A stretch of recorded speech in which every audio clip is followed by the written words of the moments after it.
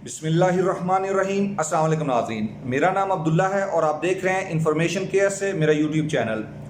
आज का मौजू नहायत अहम रहेगा, लेकिन उसके साथ चंद सवालात हैं, 5 सवाल हैं। मैं कोशिश करूँगा कि उनका भी जवाब दूँ। जो मेन मौजू है हमारा वो ये है कि जिन भाइयों ने विदाउट परमिशन अपने कफ़ील की दूसरी जगह पर ट्रांसफ़र करवाया और जो ओल्ड कॉन्ट्रैक्ट था उन्होंने अधूरा छोड़ा, अब कफ़ील उनके ऊपर केस करता है और आपको सऊदी ह्यूमन रिसोर्स की तरफ से एक मैसेज रिसीव होता है। तो आपने इससे घबराना नहीं है। मैं आपको आज इसकी मुकम्मल तफसील बताऊंगा कि आपने इस केस का सामना कैसे करना है। इस पे 2 मैसेजेस आपको मौसूल होते हैं, रिसीव होते हैं। आप 2 मैसेजेस के बाद अपने केस का आप केस को फेस करते हैं। तो इसकी भी डिटेल बताएंगे कि आपने कैसे फेस करना है और कौन सी बातें हैं जो आपने वहाँ पे नहीं करनी और कौन सी बातें आपने करनी ज़रूरी हैं।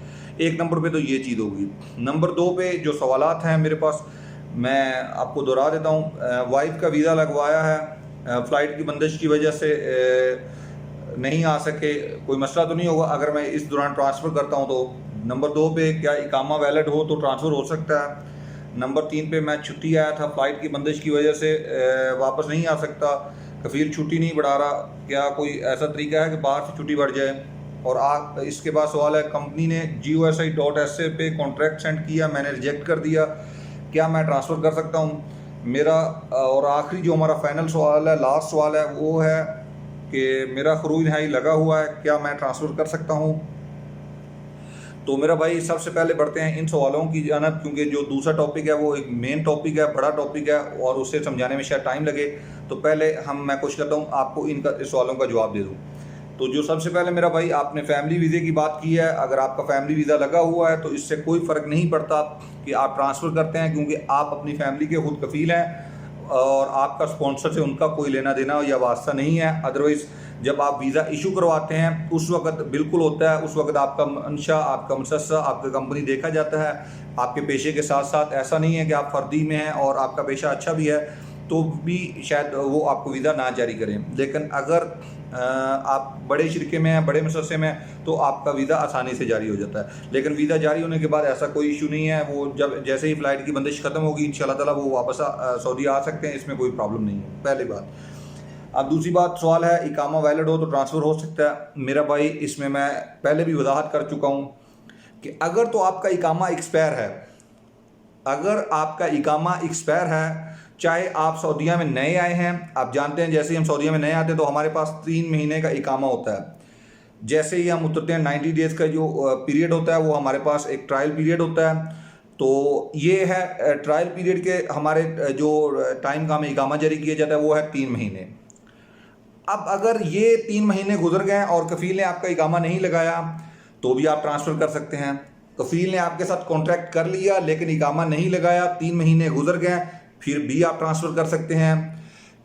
आपने कफ़ील के साथ कॉन्ट्रैक्ट कर लिया, नया कॉन्ट्रैक्ट कर लिया, साल का, 2 साल का, 10 साल का, जितना भी किया, लेकिन आपका इकामा एक्सपायर है, फिर भी आप कफ़ाला कर सकते हैं। ये 3, अभी वो जो सवाल पूछा है मैं उसकी तरफ बाद में आता हूँ।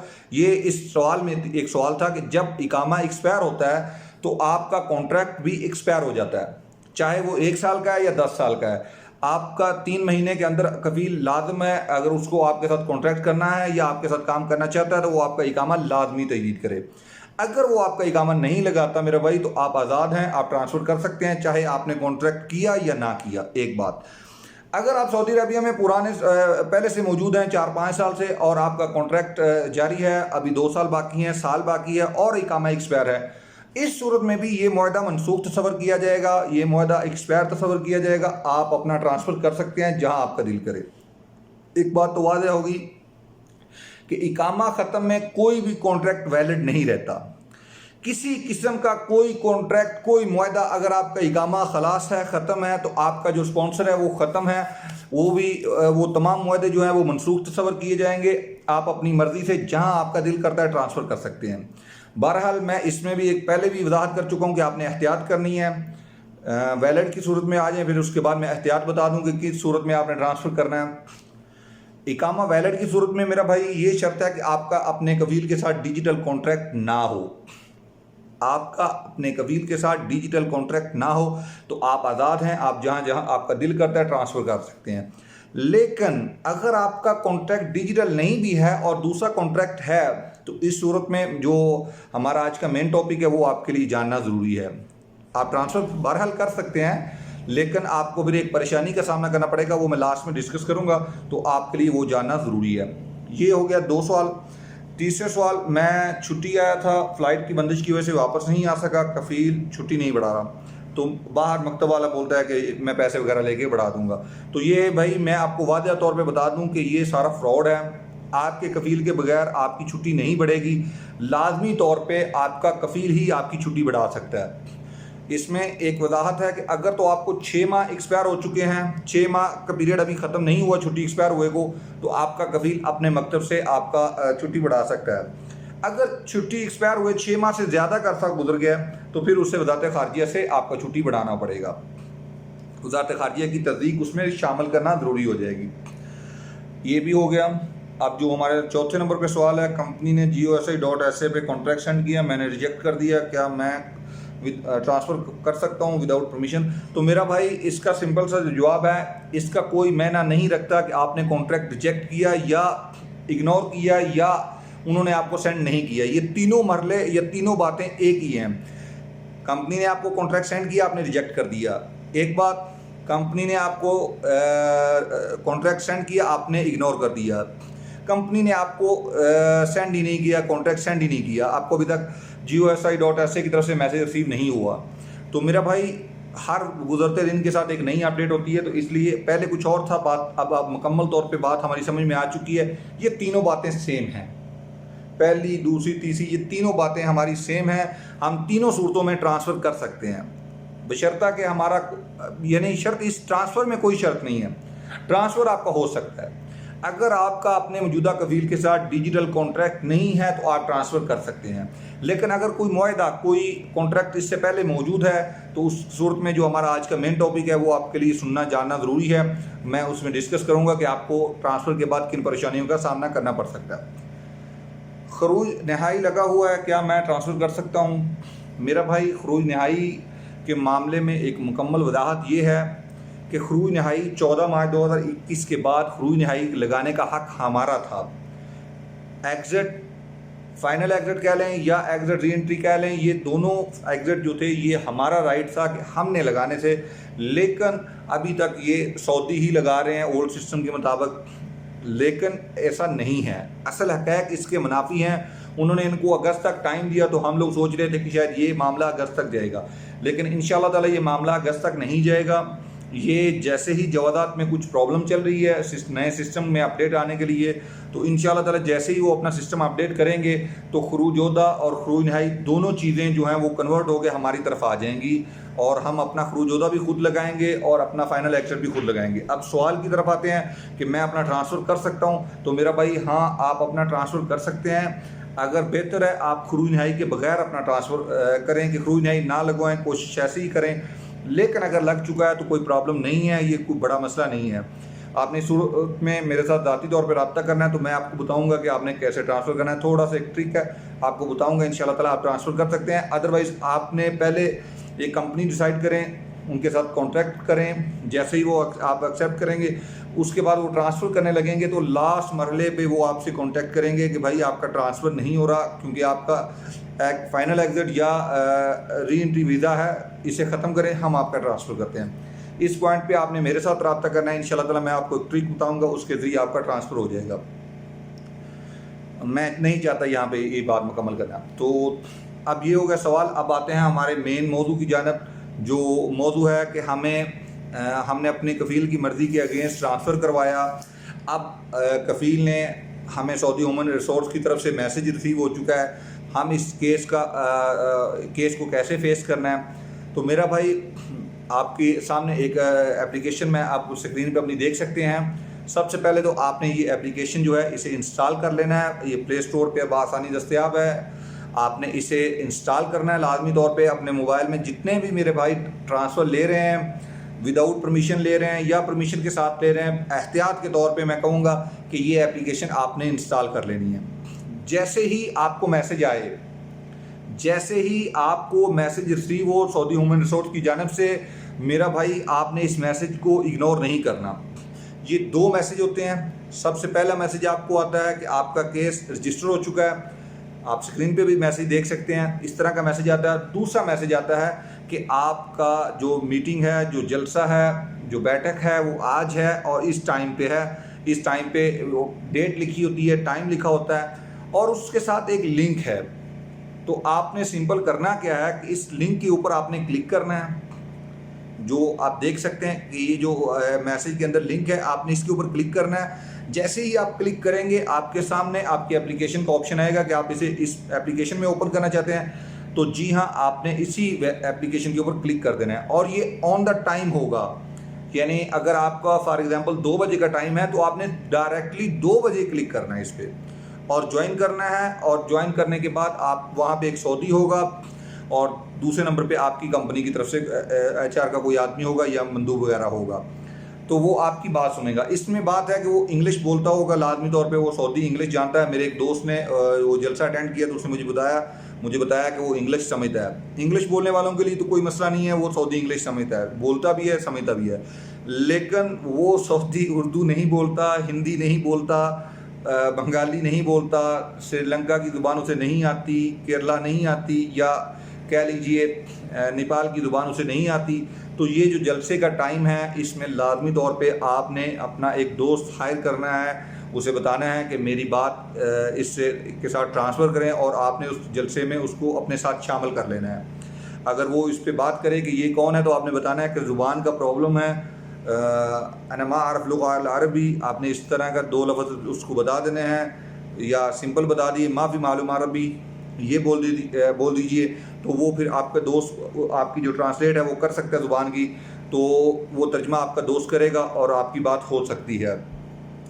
ये तो हो गया जलसे की बात। अब वहाँ पे आपने मौक़िफ़ क्या अख्तियार करना है। मेरा भाई, ऐसा कोई मौक़िफ़ आप नहीं इख्तियार कर सकते कि मुझे सैलरी पैकेज अच्छा मिला, मैं उधर ट्रांसफ़र ले लिया। वहाँ पे पेनल्टी क्या होगी? पेनल्टी ये होगी कि अगर आप केस हारते हैं तो आपको बेसिक 2 सैलरी पे करना होगी। ये है उसका लास्ट एंड फाइनल जो उसका रिजल्ट आएगा, वो ये आएगा कि अगर आप केस हारते हैं, आप गिल्टी तस्वर किए जाते हैं कि ये बंदा इसने जानबूझ के अपने कफील के साथ कॉन्ट्रैक्ट कैंसिल किया और दूसरी जगह पे कॉन्ट्रैक्ट कर लिया, जबकि इसके कफील की तरफ से इसे कोई परेशानी नहीं थी। अगर केस का फैसला आपके ख़िलाफ़ आता है, इनके पास 21 डेज़ हैं, 21 दिन का है, ये 21 दिन के अंदर इसका फैसला करेंगे। अगर आप भी अपनी वजाहत अच्छे से दे सके और आपकी कंपनी भी अच्छे से वजाहत दे सकी और वो कोई फ़ैसला नहीं करता तो वो फिर रेफ़र कर देगा केस को अदालत में। फिर अदालत इसका फैसला करेगी कि आपको 2 माह की सैलरी पे करनी चाहिए या नहीं करनी चाहिए, या दरमियान का रास्ता निकाल देगी, चले एक सैलरी आपको छोड़ दी, कुछ गलती आपकी है कुछ उनकी, तो एक सैलरी पे आप लोग दोनों इस्तेफादा करें और दोनों एक सैलरी पे करते हैं, एक सैलरी आप छोड़ दें और एक सैलरी आप पे कर दें। ये होगा उसका दरमियाना रास्ता, या कोई और रास्ता अदालत अख्तियार कर सकती है। बहरहाल ये इख्तियार अदालत का होगा कि वो क्या दरमियाना रास्ता अख्तियार इसमें करती है, या आपको लाजमी करार देती है कि आप 2 माह की सैलरी पे करने के पाबंद हैं। ये एक अदालती मौक़िफ़ होगा, जो भी अदालत डिसीजन लेगी वो तो खैर आपको मानना ही पड़ेगा। बहरहाल सऊदी ह्यूमन रिसोर्स जो है वो 21 डेज़ का उनके पास टाइम होगा। 2 से 3 जलसे वो आपके साथ करेंगे। शायद उन 2-3 जलसों में वो आपकी बात भी सुनेंगे, आपकी कंपनी की बात भी सुनेंगे और उसके बाद अपना फ़ैसला देंगे। और फैसला यानी जो आपको पेनल्टी हो सकती है वो सिर्फ यही हो सकती है, सिर्फ और सिर्फ 2 माह की सैलरी से। अब मैं मालिश सॉरी चाहता हूँ, मैंने सिर्फ कह दिया, यानी आपके लिए एक बहुत बड़ा धचका होगा। 60 डेज़ हैं, आपने काम किया, आपकी मेहनत की कमाई है, लेकिन अब ये कानून है कि आपको 2 माह की सैलरी पे करना होगी अपनी साबका कंपनी को। लेकिन ऐसा भी नहीं है कि आप अपनी तौर पे कर दें और ऐसा नहीं भी है कि आप ना पे करें। लेकिन ये मामला है कि कंपनी अगर आपसे 2 माह की सैलरी ले लेती है और आपके पास ऐसा कोई प्रूफ हो कि आपने रजामंदी के साथ वहाँ से ट्रांसफ़र ले रहे हैं, वो एक अलग टॉपिक है। फिर आपसे अगर सऊदी ह्यूमन रिसोर्स वाले रब्ता करते हैं तो आपने डायरेक्टली जलसे में आपने फिर भी जाना है और आपने जाके बताना है कि भाई मैं ऑलरेडी ये 2 जो सैलरी है वो पे कर चुका हूँ। एक बात तो ये होगी। यहाँ पे मैं एक और वजाहत कर दूँ, अगर आप जलसा अटेंड नहीं करते, इसे मिस करते हैं, तो ये 2 सैलरी आपके ऊपर पेनल्टी पड़ गई, केस का फैसला हो गया, आपको ये 2 सैलरी देना ही देना है। एक बात तो ये होगी। दूसरी बात, आपका जो कफील है, कंपनी है, अगर वो पहली हियरिंग पे नहीं आते, इस मैसेज को इग्नोर करते हैं, तो वो फिर भी केस क्लोज तस्वर किया जाएगा। बहरहाल 21 दिन के अंदर वो इसे दोबारा से रीओपन कर सकते हैं। आप भी इसे 21 दिन के अंदर दोबारा रीओपन कर सकते हैं। अदरवाइज आपको 2 सैलरी पेनल्टी पड़ जाएगी अगर आप इसे चैलेंज नहीं करते दोबारा। तो 21 दिन का टाइम है, 21 दिन के बाद ये मौजू मौत हो जाएगा। ये अब वजाहत होगी इस मामले में मुकम्मल तौर पे इंशाल्लाह ताला। लेकिन अब आते हैं मौक़िफ़, दोबारा से फिर वहीं बात करते हैं कि मौक़िफ़ आपने क्या इख्तियार करना है। तो पहली बात मैंने बता दी कि आप ये मौक़िफ़ नहीं इख्तियार करना चाहिए कि मेरी सैलरी पैकेज मुझे अच्छा मिल रहा है। आप लाजमी तौर पे वही मौक़िफ़ दें जो परेशानी का आपको इस कंपनी में सामना है। मेरी बात को आप अक्लमंद के लिए इशारा शायद काफ़ी होगा मेरा। आपने वही परेशानी ज़ाहिर करनी है जो परेशानी आपको है, जो मैं अभी बता रहा हूँ।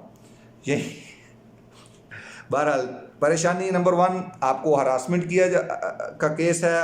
आप जानते हैं हरासमेंट करना किसी भी सूरत में अलाउ नहीं है, ना बर्दाश्त है। मारपीट करना या इस तरह का कोई मामला, इन मौक़ों में से आपका कोई भी एक मौक़िफ़ जो सही हो वो आप अख्तियार कर लें। नंबर 3 पे जो मौक़िफ़ है, आपको जो फैसिलिटीज़ लिखी हुई हैं आपके कॉन्ट्रैक्ट में वो आपको नहीं मिल रही, या कोई भी वहाँ पे आपको परेशानी का सामना है, आपके साथ इनका रवैया ठीक नहीं है, बात बात पे टॉर्चर करते हैं, परेशान करते हैं, इंसल्ट करते हैं, बेइज्जती जिसको बोलते हैं हम, आपकी मतलब आपकी सेल्फ जो रिस्पेक्ट है उसे चैलेंज किया जाता है, बार बार आपको हकारत से देखा जाता है, आपसे बात हकारत से की जाती है। इन सारी सूरतों को आप अपना एक मौक़िफ़ इनमें से इख्तियार कर सकते हैं। सैलरी टाइम टू टाइम नहीं मिलती, सैलरी हर दफ़ा लेट होती है, तो ऐसा मौक़िफ़ आपने इख्तियार करना है। इनमें से जो भी आपको परेशानी का सामना हो वही मौक़िफ़ आपने इख्तियार करना है और उस पर आपने स्ट्रॉन्गली कायम रहना है। ये चीज़ है, और वो मौक़िफ़ आपकी कंपनी भी उसे कबूल करे। अल्लाह करे ऐसा हो कि वो वहाँ पे झूठ ना बोलें अगर ऐसी कोई परेशानी का आपको सामना है, और वो फिर उस मौक़िफ़ की तायीद करें कि हाँ ऐसा मसला 1-2 दफ़ा पेश आया लेकिन ज़्यादा नहीं है। और जो भी करें, अगर उसने हल्की सी भी उसमें कबूलियत का इज़हार किया तो वो केस का फैसला फिर आपके हक़ में हो जाएगा। बहरहाल आपने कॉन्ट्रैक्ट कैंसिल किया है, आपको जुर्माना करने के पाबंद हैं। अगर आप गिल्टी हैं तो वो आपको जुर्माना कर सकते हैं, और जुर्माना जो फ़ाइनल है वो है 2 माह की सैलरी। ये कानून है कि यही जुर्माना हो सकता है, इससे ज़्यादा। तो इसके बाद भी अगर आपके ज़हन में कोई सवाल हो, मैं कोशिश करूँगा उसका भी जवाब दूँ। मेरा नंबर आपकी स्क्रीन पे है। तो मेरा भाई, मैं एक बात आज रिक्वेस्ट करना चाहता हूँ। ये आवाज़ अल्हम्दुलिल्लाह मैं भी सऊदीया में मौजूद हूँ, आप भी हैं, आप भी काफ़ी देर से यूट्यूब पे वीडियोस देखते रहते हैं, मैं भी देखता रहता हूँ, लेकिन मैंने नहीं अभी तक देखी कि ऐसी इन्फॉर्मेशन कोई और चैनल शेयर कर रहा हो आपके साथ। तो अगर हम आपके साथ ऐसी इन्फॉर्मेशन शेयर कर रहे हैं तो आपका एक हक़ बनता है, मेरा आपकी तरफ हक़ बनता है कि ये वीडियोस आप ज़्यादा से ज़्यादा शेयर करें अपने दोस्तों के साथ, भाइयों के साथ, जितने भी आपके जानने वाले हैं, और उन्हें भी बताएं कि ये आगे अपने दोस्तों भाइयों के साथ शेयर करें। ये एक मुफीद मालूमात है। अगर आप अपने दिल पे हाथ रख के भी कहेंगे तो इंशाल्लाह ताला आपका दिल इसकी बात की गवाही देगा कि ये तमाम तर मालूमात जो है ये आपके लिए मुफीद साबित हुई है। और जब से ये प्रोग्राम मैंने स्टार्ट किया है, अभी मुझे ज़्यादा वक्त नहीं हुआ ये प्रोग्राम स्टार्ट किए हुए, लेकिन जब से मैंने ये प्रोग्राम स्टार्ट किया है अल्हम्दुलिल्लाह मैंने कोशिश की है कि आप भाइयों की बेहतर और सही तौर पर रहनुमाई हो, किसी झूठ पे मुबनी ना हो। मैं कोई ऐसी बात नहीं करना चाहता जो फेक हो, गलत हो, बाद में मुझे शर्मिंदगी का सामना करना पड़े। तो मैं ऐसी ही इन्फॉर्मेशन शेयर करता हूँ जो सही हो। बाज़ चैनल मैंने देखे हैं वो गलत इन्फॉर्मेशन शेयर कर रहे हैं, आपको मिसगाइड कर रहे हैं। बहुत ज़्यादा चैनल ऐसे हैं जिन्होंने आपको बहुत ज़्यादा परेशान करते रहते हैं। अक्सर ये ख़ास तौर पे लॉकडाउन वाली सूरत हाल, तो मैंने सबसे पहले कहा था कि भाई लॉकडाउन होने का चांस फ़िलहाल बिल्कुल ना होने के बराबर है। सऊदीया में दोबारा लॉकडाउन होना शायद नामुमकिन समझा जाए, क्योंकि सिचुएशन अल्हम्दुलिल्लाह अंडर कंट्रोल है उनके, कोई भी मामला ख़राब नहीं हो रहा। अल्हम्दुलिल्लाह केसेस की तादाद भी अंडर कंट्रोल है, मामला तो उनके हाथ में बिगड़ते हुए नज़र नहीं आ रहे। तो मेरा भाई ऐसी सूरत में उनको क्या ज़रूरत है कि अपना मुल्क बंद कर दें। लेकिन बहरहाल SOPs पे अमल करना आप सबका फ़र्ज़ है, हमारा भी फ़र्ज़ है कि समाजी फासला रखें, या जितनी भी SOPs हैं आप उस जानते ही हैं, उन पर अमल करना हम सब की अहम जिम्मेदारी है। बहुत बहुत शुक्रिया जी, हमें दीजिए इजाज़त, अल्लाह हाफ़िज़। अगर ज़हन में कोई सवाल हो तो आप मुझसे व्हाट्सएप पर रब्ता कर सकते हैं। पिछले 2 दिन से मैंने जवाब शायद ना दिया हो, मैंने कोविड-19 की वैक्सीन लगवाई थी तो मेरी तबीयत थोड़ी ख़राब थी, तो इसलिए मैंने जवाब नहीं दिया। बहरहाल जो पेंडिंग मैसेजेस हैं आज इंशाल्लाह ताला मैं उनका भी जवाब दे दूँगा, और जो नए हैं उनका भी जवाब दूँगा। बहुत बहुत शुक्रिया, अल्लाह हाफ़िज़।